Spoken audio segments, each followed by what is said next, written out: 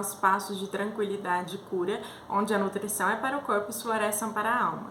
Hoje eu quero trazer para vocês alguns aprendizados de alguns pacientes após o término do acompanhamento em nutrição comportamental.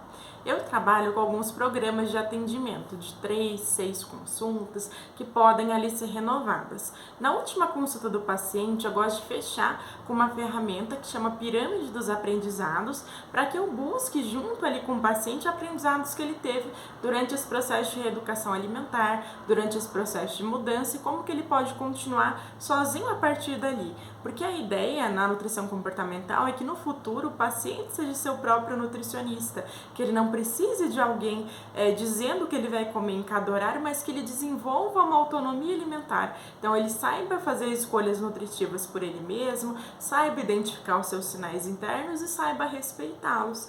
Então eu coloquei alguns pontos, de alguns pacientes, preservando obviamente a identidade deles, e muitas vezes o ponto apareceu em mais de uma pessoa, o mesmo aprendizado, então eu coloquei ali de maneira geral, mas eu peguei algumas ferramentas dessas que eu tinha aqui e fui vendo ali o que mais apareceu para poder trazer para vocês os benefícios ali desse acompanhamento em nutrição comportamental. Então vamos lá. O primeiro ponto foi aumentar o repertório da alimentação. Então isso é uma coisa bem legal para a gente trabalhar, porque muitas vezes a pessoa vem aqui comendo uma variedade muito pequena assim de alimentos in natura, principalmente frutas, verduras e legumes, em sua maioria. E às vezes não é porque ela não gosta, mas porque ela não tem o costume de comprar, por exemplo, algumas frutas. Então ela aumentando esse repertório, essa visão quando ela vai no mercado, ela já consegue buscar por outras coisas que ela até gosta, mas não tinha o costume de comprar, se planejar para ou higienizar ou já comprar algumas coisas higienizadas, picadas e facilitar a inclusão, por exemplo, dessas frutas no seu dia a dia. Em questão de verduras e legumes também, uma coisa que acontece é que às vezes a pessoa não gosta de um tipo de preparo. Então, por exemplo, eu não gosto da couve crua, na forma de salada. Então a gente vai trazer algumas outras sugestões, como sopa de couve, chips de couve, couve num recheio ali de uma torta, de uma omelete, por exemplo. Então trazer assim outras sugestões para que a pessoa descubra novos sabores e também não só de formas de preparo, mas de temperos, Eu gosto de trazer sugestões também de como que a pessoa pode enriquecer as preparações. Então a questão de aumentar o repertório da alimentação é justamente isso, a gente conseguir trazer coisas diferentes, uma diversidade maior, sem proibir nenhum alimento, sempre pensando mais no que a gente pode acrescentar do que a gente vai restringir em si, Então, essa questão é bem legal, esse aprendizado aparece para bastante gente. A questão de combater o descontrole com consciência. E isso vai muito ao encontro do que a nutricionista Sophie Deran, que é a nutricionista pioneira do método Sem Dietas no Brasil, que é a nutricionista que eu sigo, sou formada no método da Sophie, que ela traz. Então, na verdade, ela ensina a gente a comer com consciência e com consciência. E é legal porque a gente vai trazendo essas percepções, dos sinais internos. Então, na verdade, a maneira de você combater o que você chama de descontrole não é você tentando controlar mais, você restringir mais a sua alimentação, mas você se perceber melhor. Então, você perceber ali os seus sinais internos, perceber ali aquela situação, as suas emoções, o que levou a esse descontrole alimentar, para numa próxima situação semelhante a gente poder melhorar isso, Então, a gente tentar trazer outras atividades ali que tragam prazer, que tragam o mesmo carinho afetivo, que a comida traria naquele momento. A questão de seguir com estratégias ali para lidar com o comer emocional, então isso é uma questão que a maioria dos pacientes gosta bastante. São várias ferramentas ali, ideias, que a gente pode utilizar de atividades para que a gente tenha ali um bem-estar, lide com aquela emoção, sem necessariamente utilizar a comida. Então a gente tem uma gama de estratégias legal, que sejam prazerosas na vida adulta. A questão do policial alimentar.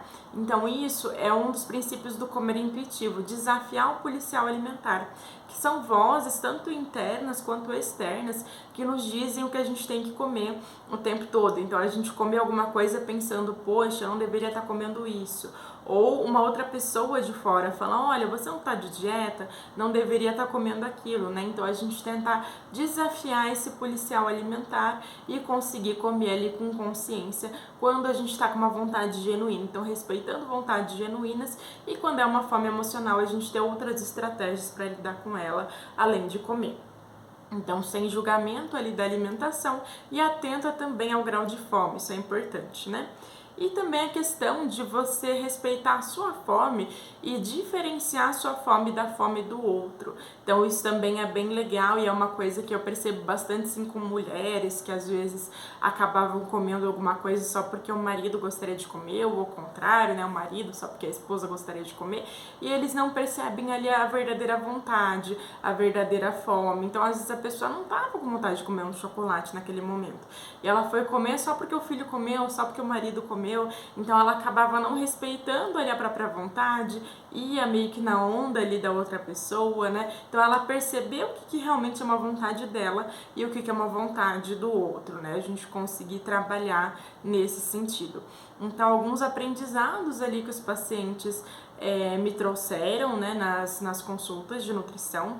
Uma outra questão legal, além dessa questão de aumentar o repertório de alimentos também, foi um paciente que me trouxe sobre a importância das fibras, né, que ele não tinha noção, assim, que as fibras são importantes muito mais do que só para regular o funcionamento intestinal, mas para trazer uma saciedade, para regular ali a glicemia, para regular os níveis de colesterol, para manter uma microbiota intestinal saudável, né? Então, muito mais ali do que só efetivamente fazer o intestino funcionar. Então, isso é um aprendizado que eu achei bem legal também, né? E um outro aprendizado que também é bem importante, que a maioria das mulheres em si acabam me trazendo, é que depois do acompanhamento, por mais que elas tinham um desejo de perder peso e elas não perderam tanto que elas gostariam de ter perdido, elas veem a melhora da relação com a comida. Então isso é bem importante, elas conseguem comer algumas coisas que elas não conseguiam comer antes, sem exageros. Então elas conseguem estar atentas ali aos sinais internos, perceber a fome, diferenciar a fome da vontade de comer, diferenciar a vontade de comer da fome emocional, consegue comer com mais atenção, com mais tranquilidade, com mais prazer, acaba comendo porções menores. Então a gente tem uma melhora na relação com a comida. Isso é importante porque a comida é a principal relação que a gente tem na nossa vida, atrás apenas da relação com a gente mesmo. Então se a gente sempre come, tá se sentindo mal toda vez que come, que pensa assim, não deveria estar comendo isso, não deveria estar comendo aquilo, a gente acaba realmente passando uma vida se sentindo mal. Isso não é interessante. Então é bem legal, assim, essas percepções, né? E aí, se você já passou em acompanhamento com nutricionista comportamental e quer deixar também as suas percepções aqui, você pode deixar nos comentários do que foi legal, do que de repente não foi, do que ficou de aprendizados para você, né, nessa abordagem, e o que a gente precisa trabalhar daqui pra frente, o que você acha que você precisa melhorar ainda na sua relação com a comida. Tá bom, pessoal? Então, um grande beijo, até a próxima, continue no caminho para a construção de uma boa relação com a comida. Na descrição do vídeo aqui embaixo eu vou deixar para vocês um link da Amazon para quem quiser comprar algum produto na Amazon ajudando o canal por esse link. Vou deixar também o link das minhas parcerias, os cupons de desconto.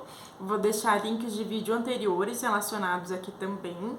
E vou deixar de mais informações importantes de agendamento de consultas em nutrição comportamental, em terapia floral, contatos, né? Tudo que vocês podem precisar. Então, deem uma olhadinha aqui também.